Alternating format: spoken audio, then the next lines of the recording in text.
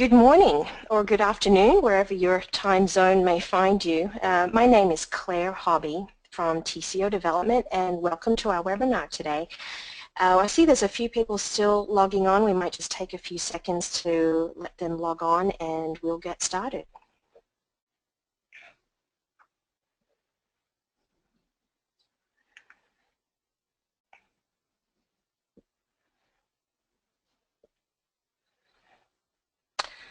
Okay, so once again, welcome to today's webinar. Today we'll be talking about closing the sustainability gap in public procurement. And as we all know, as buyers, when we ask our vendors for sustainably designed and made products, we can really start driving positive change toward more responsible supply chains and lower environmental burden of the products and services that we buy. So what do we mean by the sustainability gap?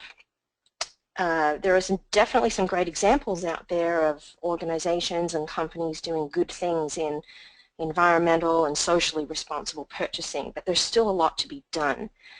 A lot of perceptions out there, a lot of myths about what can and can't be done. There's definitely more we can do. So what we want to do on today's webinar is offer some insights into what you as a buyer can do, explore some of those myths and perceptions that are out there, as well as provide some practical tools to support your efforts in designing and implementing a more sustainable purchasing process. So to do that, we're going to welcome three speakers today, and we're going to be looking at a study that was done in Sweden, looking at sustainable public purchasing. But the findings in the report really are applicable definitely in the EU space, and I would say also globally as well. So there's definitely some good lessons learned as part of this report. The study is a product of a unique collaboration of brands, opinion leaders, and some third-party certification organizations. And you can see their logos at the bottom of this screen, also a link to the report. And the group is known as Modup. It's a Swedish term, basically translated would mean Sustainable Purchasing 2020. And we'll also be looking a little bit today at some of these organizations or the third-party certification idea and how that can act as a support tool and make sustainable purchasing easier. So a couple of brief housekeeping notes before we kick off. We are recording today's session, and the recorded version will be available at our homepage at tcodevelopment.com in the next few days. We'll also send out a link about that. We are taking questions as part of the webinar, so you can feel free to enter your questions. On the right-hand side of your screen, you'll see a questions panel. You can enter your questions right there. We will get to as many questions as we can. If we don't get to your question, you can definitely email us directly with that question following the session today. There is also a handout that we have available, and it is the full report that we'll be talking a little bit about today. So you'll see that in the handouts panel, also in that right-hand side of your screen. So, introducing our speakers for today. Firstly, we welcome Cecilia Ehrenborg Williams. She is Vice Managing Director at Nordic Ecolabelling. And Cecilia is going to introduce us to this coalition of organizations behind the study and talk a little bit about our collaboration in sustainable purchasing initiatives. Next, we welcome Dr. Mikael Karlsson. He is President at the European Environment Bureau, and Mikael will walk us through the report itself and some of the key findings and lessons learned. Then we'll have a brief Q&A session. And finally, we welcome Sören Enholm, who is Managing Director at TCO Development. And Sören will give us a quick overview of third-party certification and how it can help you in your sustainable purchasing program. So with that, let's get started, and I'm happy to hand over to Cecilia. Welcome, Cecilia.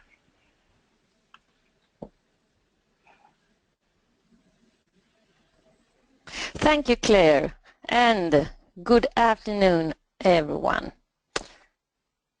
During my minutes on the air, I'll introduce you to this unique collaboration between third-party certification bodies based in Sweden, which all have extensive experience interacting with purchasers in the public sector. They label a broad range of products and therefore could guide purchasers when buying goods and services focused on sustainability. An example of an initiative of this collaboration is this very case study that Mr. Karlsson, next speaker, will present to you. And this team also initiated the case study together with the company New Wave Group because we all thought there are too few and too poor sustainable requirements within procurement. And now just a few facts about the organization I work for. It's a non-profit state-owned agency responsible for the criteria development, licensing and the marketing of the Nordic Swan and the EU Ecolabel in Sweden. We have about 60 employees in Sweden and work tightly together with co-workers in the other eco-labeling organizations based in all Nordic countries. Within the Nordic Swan, we have 60 different sets of criteria, and the EU Ecolabel has 32. We are also members of the global Ecolabelling network and drive ecolabelling issues together with other Type 1 environmental ecolabels worldwide. 3 years ago, Ecolabelling Sweden took the initiative for a modern sustainable procurement called Modup to 2020. Modup, as Claire said, is a Swedish abbreviation and stands for Modern Procurement and challenge the decision makers in the public sector to use third-party certifications when procuring more sustainable products.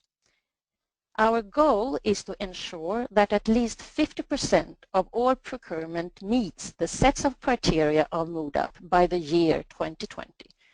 Which is the reason to the campaign hashtag Modup2020. The idea of Modup was inspired by the new EU Directive for Procurement, which encourages the public sector to modernize its standards regarding procurement and offers measures to help eco-labeling and social responsibility efforts to ensure compliance. In Sweden alone, the challenge has a direct impact on 65 billion euros funded by the taxpayers each year. The organizations behind Modup 2020 believe we have an obligation to act now and take the steps needed to reach our national environmental goals and the global sustainable development goals. Our message to the public sector is to use our sets of criteria as an effective tool to reach best practice within sustainable procurement. And the Modup 2020 team is comprised of Good Environmental Choice, supported by the Nature Conservation Organization of Sweden. Good Environmental Choice has a lot of similarities with the Nordic Swan and the EU Ecolabel. Then we have Fair Trade for social issues, Krav for sustainable food production and food, MSC for sustainable fishery, TCO certified for sustainable IT products, and the Nordic Swan and the EU Ecolabel. The first Swedish municipalities to join the concept of Modup 2020 signed up in 2014. Since then, the Modup team has organized seminars, workshops, and written debate articles to spread the word of the movement. The slide shows an event last year at Almedalen, the political summer week of Sweden. This event attracts visitors from all of Sweden and is the perfect place to meet and discuss with politicians, decision makers, and procurers. To the left on the slide, you see Mr. Ardalan Shekarabi speaking. He is the Minister for Public Administration and in charge of public procurement. He is here in a discussion about how we can attain the national environmental goals and the 2030 agenda through procurement policies. The others are representatives from the Modup team, from the National Agency of Public Procurement and local politicians. Thank you for listening. I hope this webinar will inspire more organizations in Europe to join the movement. Together we can achieve best practices within sustainable procurement in Europe.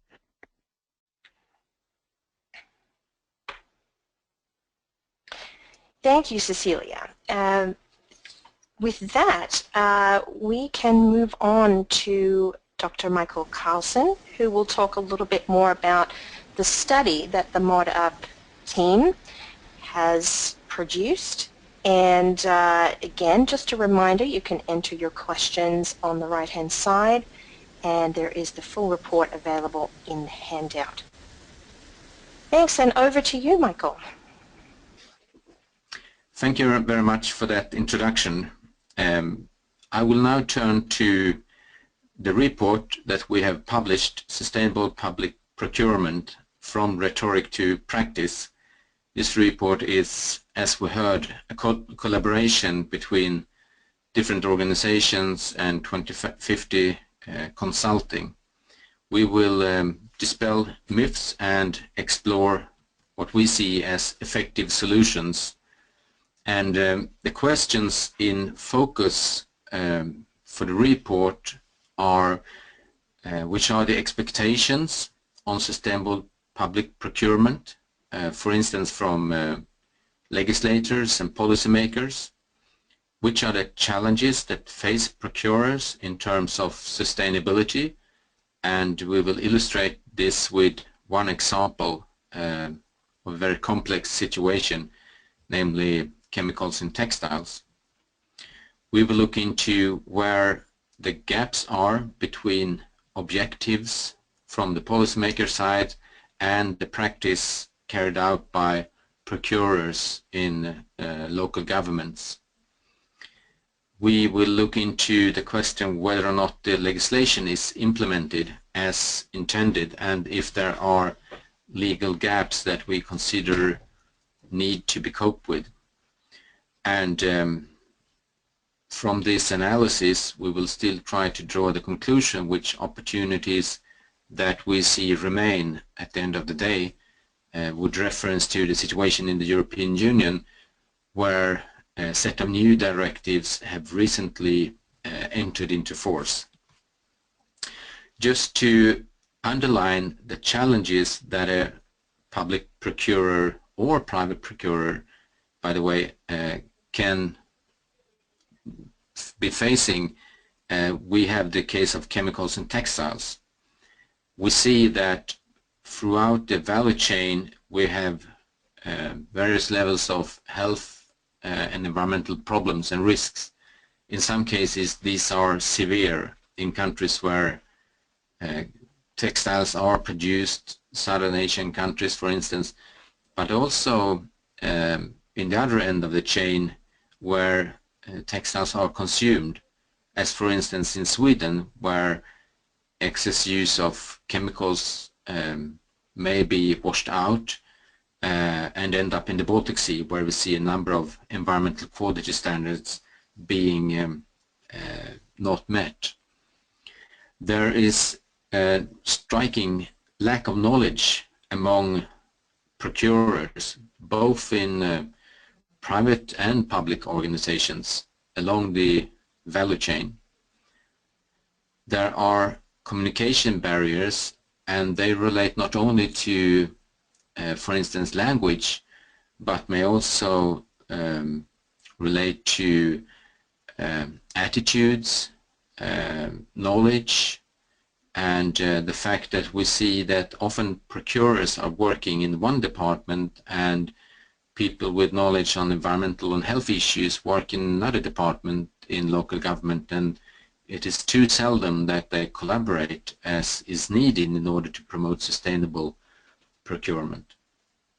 There are concerns over potential legal disputes that companies may challenge procurement decisions in courts, and legal uncertainties are making these concerns larger than they have to be. And there are also traditionally limited opportunities to set criteria related to sustainability on health and environmental parameters. There have been limitations in the legal opportunities to do so. That has changed to some but not sufficient extent, so the opportunities have definitely increased recently for public procurers in Europe. The starting point for much of the analysis that we have been doing is that we consider that public money should be used for buying public goods, and the present hunt for the lowest price, for instance, might not always be what is the best use of public money, since environmental costs can mitigate the earnings made when hunting for the lowest price, when going for that. Therefore, a number of international and national institutions, as well as researchers and others, have underlined the need for consider sustainability parameters in public procurement. It has been recognized since the Rio conference in 1992, and it is central in the recently adopted United Nations Sustainable Development Goals, and in more or less all environmentally relevant UN meetings in this period, procurement has been considered an important tool for reaching environmental objectives. And as you see, there are thousands of billions of euros turned over in the European Union annually in the public procurement sector. So we want this amount to promote sustainable development and not, in particular, not be used for the opposite. The legislation in place in the EU goes back quite some years, and it has evolved stepwise over time. Most recently, as I mentioned, we have a set of new directives enter into force this year, and member states are responsible for changing national laws in a way that allows the member state in question and the entire EU to meet the objectives and fulfill the various requirements in the directives. So that's compulsory on the national level to do so. But these directives are a part of what's called secondary legislation. The basis for that is EU primary legislation. And the primary law contains a number of, let's call them, trade-related principles that may focus on proportionality and non-discrimination, so that a country cannot legislate in a way that discriminates producers in other countries and that can impede in a significant way the trade between countries, and for instance in a way that could disqualify directly or indirectly those delivering on public procurement calls from other countries. But on the other side of the coin, unless it's compatible, we have provisions on environmental protection. One cornerstone of EU environmental law is the polluter pays principle. Another one is the precautionary principle, and the entire legislation of the EU is aiming for a high level of protection of human health and the environment.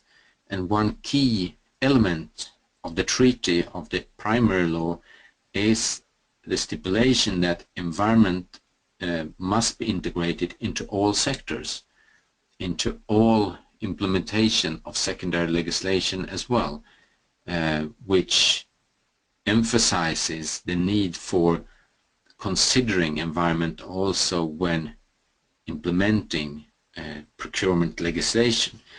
We also consider to some extent the possibility is to still go for the lowest price as being incompatible with this treaty-based provision to integrate environment in all sectors. Despite this development we've seen recently with an increasingly green procurement legislation, analysis and assessments still show that lowest price and generally too weak sustainability demands dominate in practice in municipalities and local governments. Of course, there are forerunners, many local governments and municipalities doing a good job formulating ambitious requirements, and in that way contributes to drive development in a more sustainable way. But for the vast majority, we see another more problematic situation. Here we see a number of myths occurring in the debate, and they are recognized or they are spelled out by procurers in local governments. For instance, we hear the claim that environmental and social criteria are not effective instruments for fostering environmental policy or promoting environmental protection. But based on scientific studies and based not least on the experiences on the local level, we see that this is clearly false. Environmental and social criteria as such in the specific procurement case will of course lead to less, well, let's say less pollution or less problems with workers' health, or might stimulate a better occupational environment in general. But we also see that on a more systemic level that forerunners pave the way for policymakers and others to go in a sustainable direction. Environmental and social criteria lead to higher costs is another claim. It's occurring in the debate on procurement, but it's also general. It goes back a couple of decades in the environmental debate where environmental concerns were seen as incompatible with economic growth or economic development. We know very well today that that is not the case, that considering environment, considering social concerns, etc., is a way to decrease costs. For instance, by saving natural resources, improving energy efficiency, decreasing the presence of hazardous substances that might cause an increasing health bill for society. So there are numerous studies showing that it's not necessarily the case that environmental and social criteria are bad for the economy. More often we see the opposite situation. Eco-labels can't be used in public procurement is something we hear too often. Today it's a fact that eco-labels or third-party certification can be used more or less directly in public procurement, considering the new EU directives that have entered into force and that are now cases for national implementation in the various member states of the EU. Of course, we need always to consider the conditions set up in law for doing so, but using eco-labels is fully possible now. And it was also possible previously to use the specific criteria underlying or being behind the labels as such. So this has been a myth occurring much too long, and we hope that it will fade out now.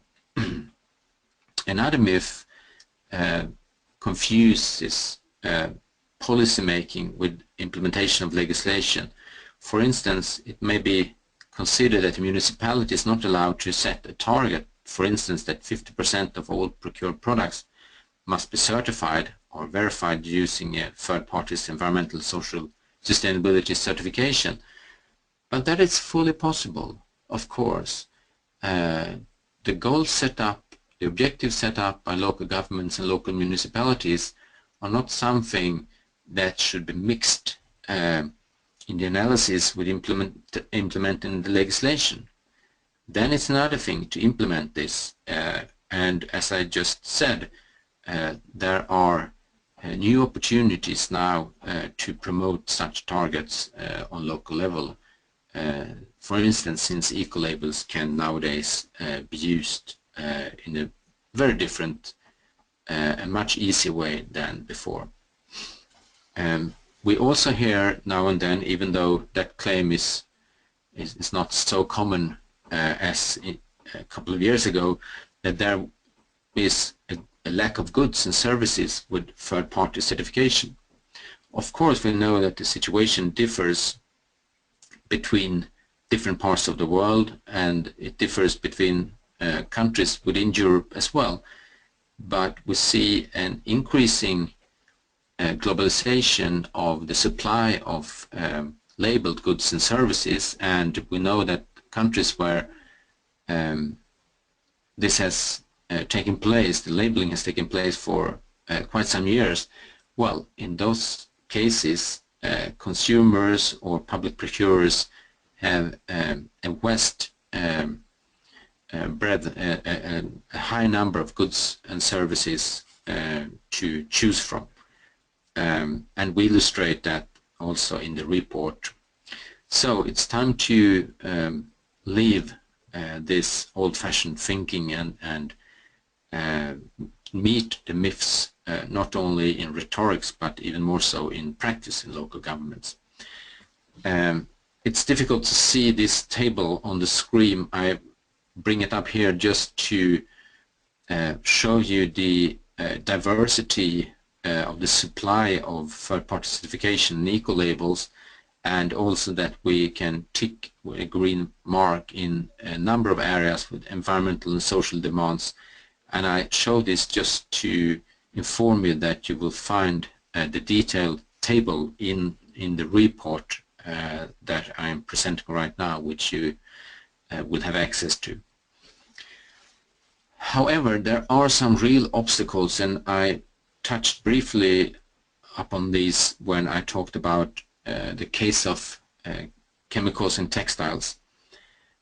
Lack of knowledge, lack of local leadership, and lack of desire to set sustainability criteria, that is too often an obstacle in public procurement, and this point cannot be met by measures from the side of the legislator. Here we see a need for rearranging everything from the local administration to carrying out leadership where sustainability is placed higher on the agenda, to make sure that there is budget for building knowledge, but also, and perhaps more so, to foster collaboration between those with knowledge on the factual health and environmental issues as such, and with those working and being experts on procurement issues as such. That's a way of saving resources and pooling knowledge in a better way. When it comes to unclear regulation, though, that is of course a task for the legislator, and in Sweden we are right now waiting to see how the government will take care of the new directives. We expect a bill from the government showing how it's intending to implement the directives. At present it's delayed, so right now the situation is not clear, but we hope that the government can at least in its coming proposal move the law in a sustainable direction based on the directives, and for instance make sure that it will be a requirement to always consider environment and sustainability in procurement, not necessarily leading to those parameters always deciding the fallout in each single case, but it's important to improve the laws there and to meet what we see as more basic weaknesses in the EU legislation. And in the longer run, we see a need to revise the EU directives to make sure that public money is used for public goods. For instance, it's difficult today to set a criteria saying that we need to buy, that we can only buy food from a local producer. That would be difficult. We can set environmental parameters, but based on that, eventually it's often the lowest price that's winning.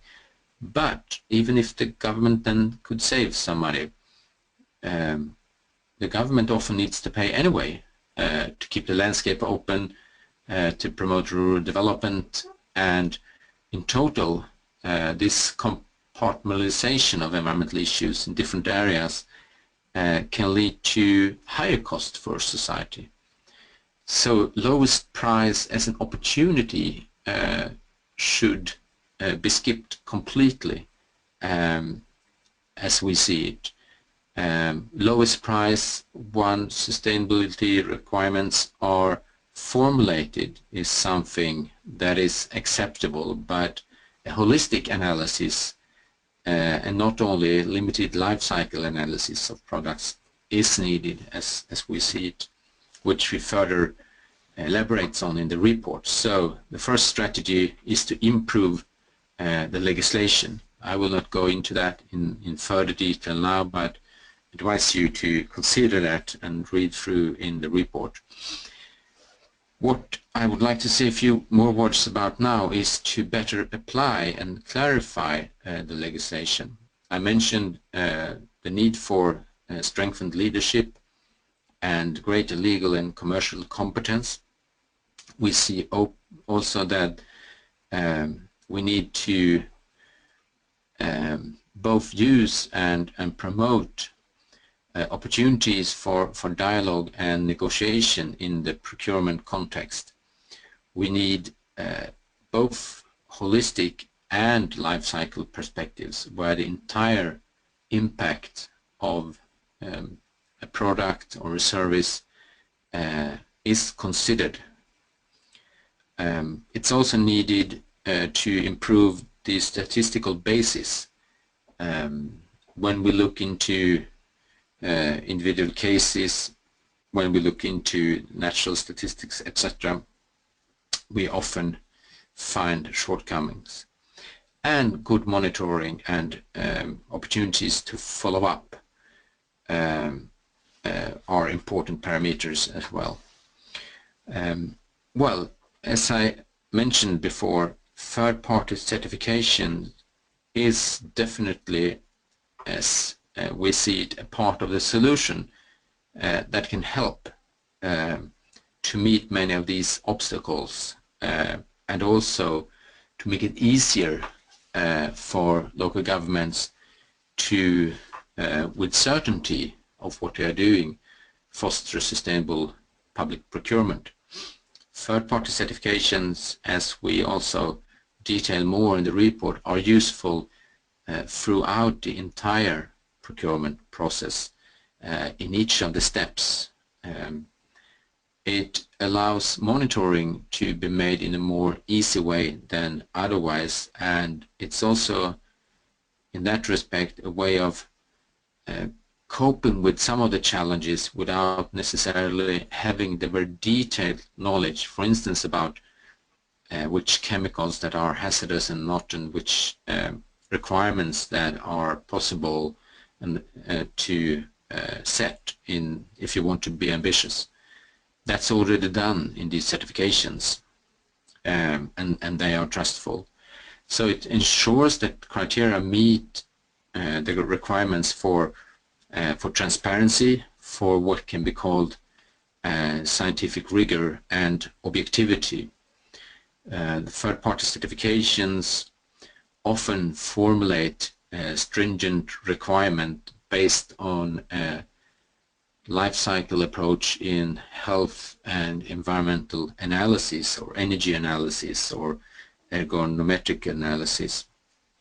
So it's easier to cope with the provisions in the EU primary law that I mentioned before about proportionality, for instance, about non-discrimination. And as I said, and as you can see in the report and on the web pages of our organizations, many goods and services already meet the criteria. So there is a supply to choose from, and in doing so, sustainable public procurement will be fostered further. Thank you very much.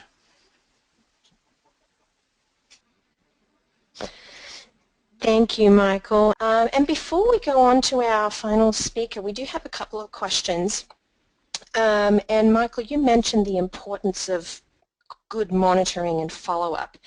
And our first question is actually about that. And it's talking specifically about the Modup goal of 50% of products purchased should have a third-party certification by the year 2020. The question is, how do you organize the monitoring system to check that that 50% target has been reached? I'm not sure if that's maybe one for you, Cecilia, or for Michael. Mm-hmm. Well, I think it's that one is for me, so I try to give a good answer here. The plan we have is to send out an annual report sheet to be filled in to all municipalities and authorities that have joined the movement. That is the plan. But so far, due to an election here in Sweden and still not a large enough amount of followers, we have not yet no results to report. Okay. Is there a time frame, Cecilia, for when there would be some, you would want to have some results there, or what would you recommend? Yes, we would love to have some, even though, you know, we would love to work with the amount we have, just also to work out a good way of monitoring it, of course. So the plan is to try to squeeze out some information from the followers we have today, and our time frame is actually Almedalen in July this year, you know, to have some results to report, be able to report then. Okay. We have another question, this one from Finland. How have the national procurement laws turned out? Are they in fact making sustainable procurement easier? Does anyone have any input on that question?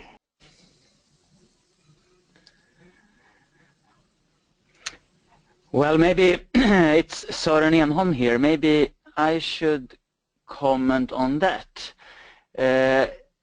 From my point of view, it depends who you ask. If you ask the legal persons, they say no. But if you ask policymakers and I would say also purchasers that are not too controlled by the legal persons, they say yes. So there is some kind of struggle going on between policymakers and legal persons here, I would say. And Claire, this is Cecilia here, I could also compliment with that our colleagues in Denmark have quite a lot of hope about the way the law was implemented in Denmark, but it still hasn't really been done in practice. But there have been interesting changes. Okay. Thank you. With that, Sören, I guess you've already introduced yourself, but I will introduce you again, as this might be a good transition into talking a little bit about the third-party certifications and how they can be of a support tool to purchasers really trying to get on track with some of these goals and more sustainable purchasing practices. So over to you, Sören. All right, thank you very much, Claire, and to all of you attending. And I think I was a little quick pressing a button. Do you see the presentation now and nothing else? Yes. Good, good. Thank you very much. So, what is really the role of third-party certifications or labels in practice? Well, first, I think it's important to say that we are independent parties, and we have to have very high credibility. That's what we built all our work on. And we have purchasers and manufacturers and independent researchers at the universities and other places as our stakeholders. So we are kind of spiders in a web of a bigger ecosystem, but we should be the very, very credible parties in the middle here. What do we actually do for purchasers? Well, one important thing is that we create meaningful and powerful purchasing criteria in the sustainability area.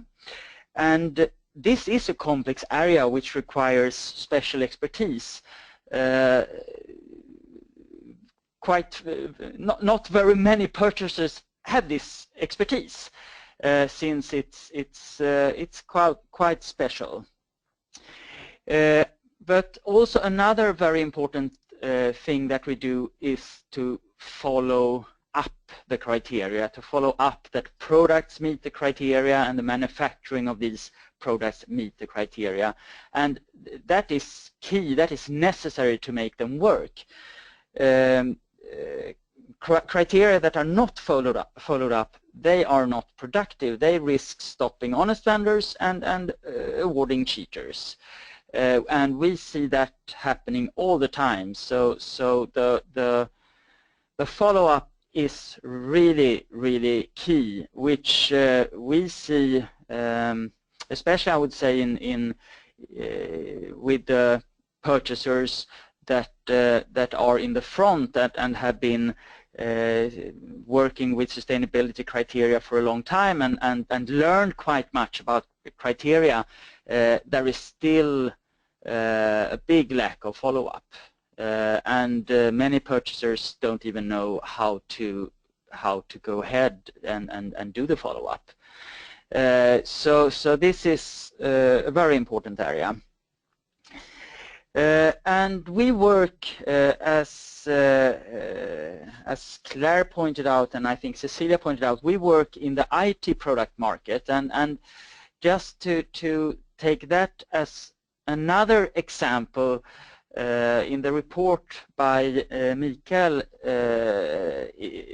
the report by Mikael was focusing on the textile industry, and there are similarities between the markets. The IT product market is also global and very complex.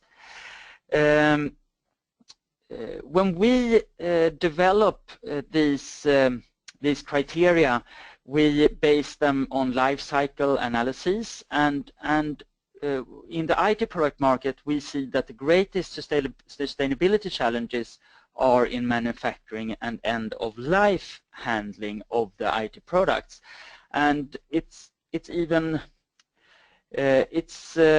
most cases even more difficult to follow up manufacturing and end-of-life handling than follow up different aspects of a product, of a physical product. So this is a challenge for sure.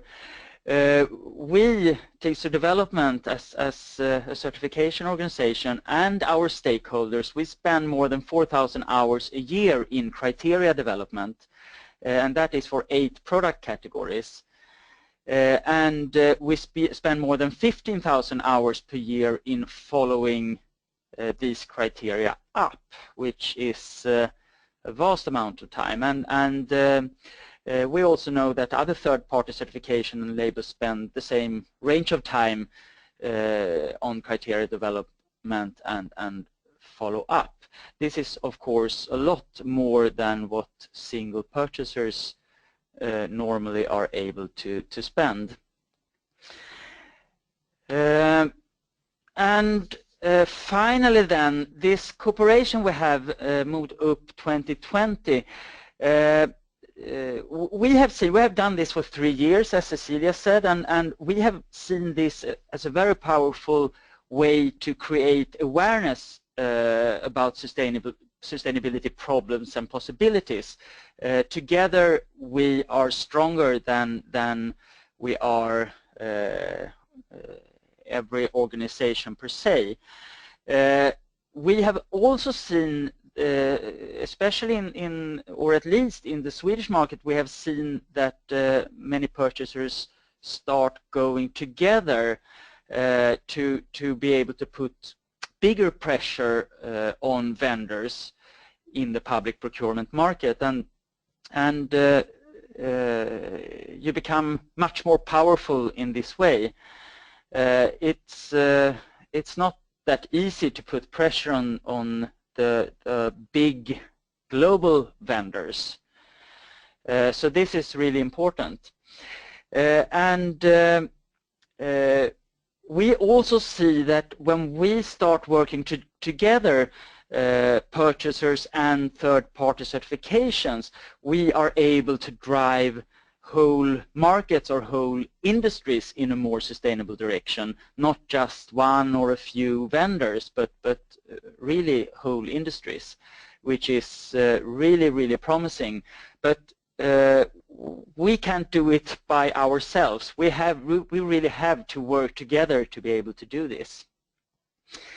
And the last thing from us to you purchasers is that we, certifications and labels, we are here to guide you and invite you to cooperate with us in sustainable public procurement. We offer all the work we do in criteria development and follow-up and other things for you for free. We don't charge for this.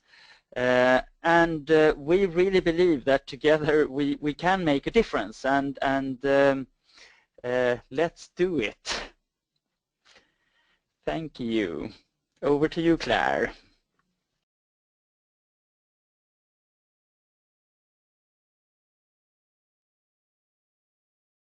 Claire, are you there? I'm sorry, I am here. I am here. I'm not sure what happened. Sorry, let me repeat that question. I apologize. I'll start again. Is there any plan to add eco-label programs with more global acceptance? For manufacturers that sell global products, would there be an additional cost to the customer obtaining multiple third-party certifications to cover all the different regional requirements? Maybe Sören or Cecilia could take a shot at that one.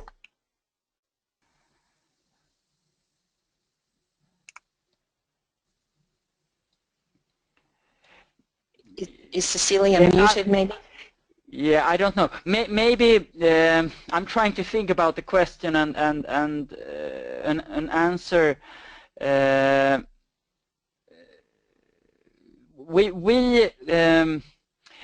This Modup 2020, this is a Swedish initiative, and we have been working.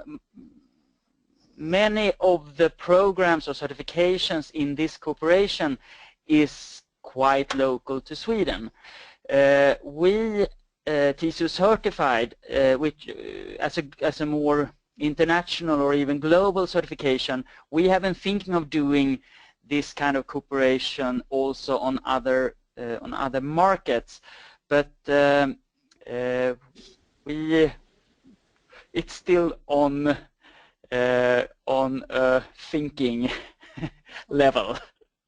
Yeah, and Sören, thank you for that. I had a problem with the mute button there, but that's exactly, this was a very first initiative, an idea that came 3 years ago, and we started with a tight group that have the market in common, and I could see the development maybe more like different coalitions pop up all over the place, all over the planet, and it could be different umbrellas working together.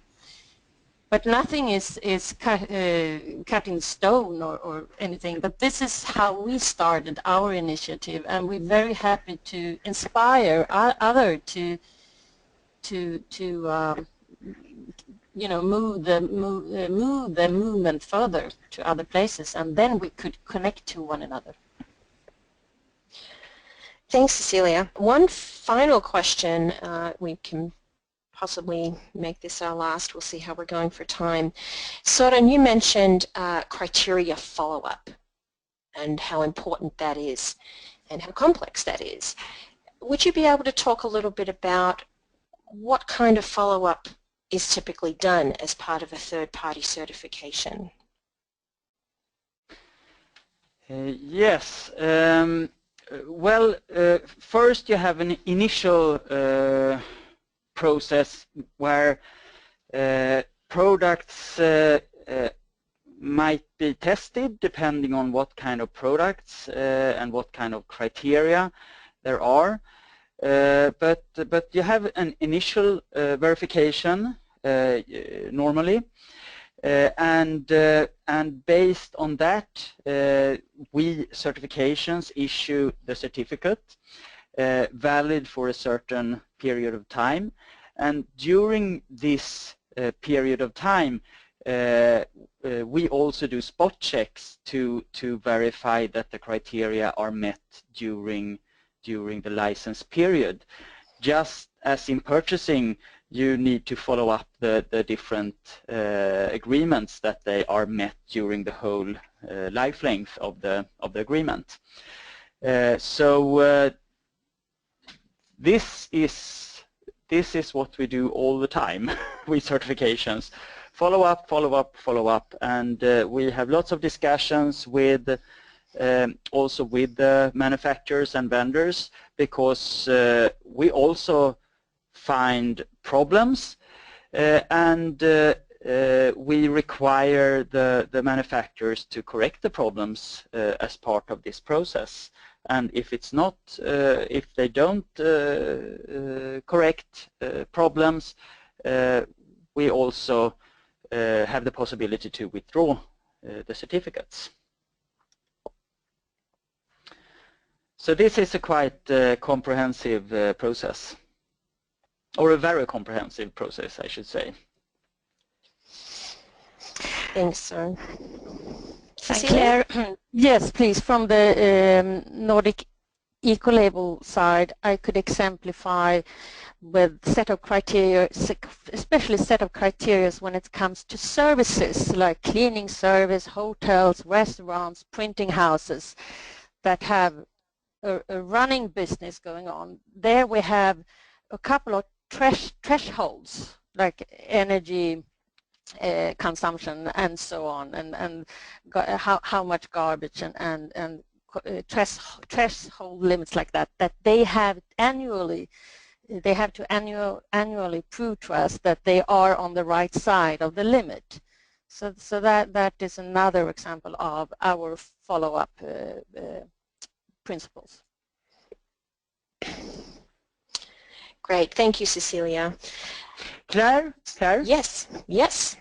I also have a comment regarding how can you use third-party certifications in procurement, or how can you use it in the whole process, and we see that it's important to include the vendors early in the process and tell them that we are planning to include the sustainability criteria in the next procurement that we will do in 1 year or what is it, so that the vendors have time to adapt and make their products more sustainable in time for the actual procurement process. So it seems like giving them advance notice is a very important aspect of this work. Yeah. In kind of like vendor dialogues. Right. Good.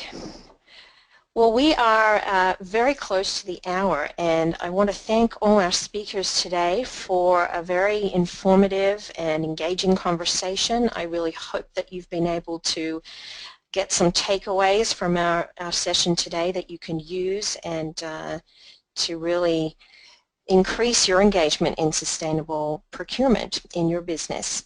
If your question, we didn't have time for your question today, please go to tcodevelopment.com and you can email us there, and we're happy to respond as soon as we can. Thanks again, everybody. Enjoy the rest of your day or rest of your evening, and we will see you on our next webinar. Bye-bye now.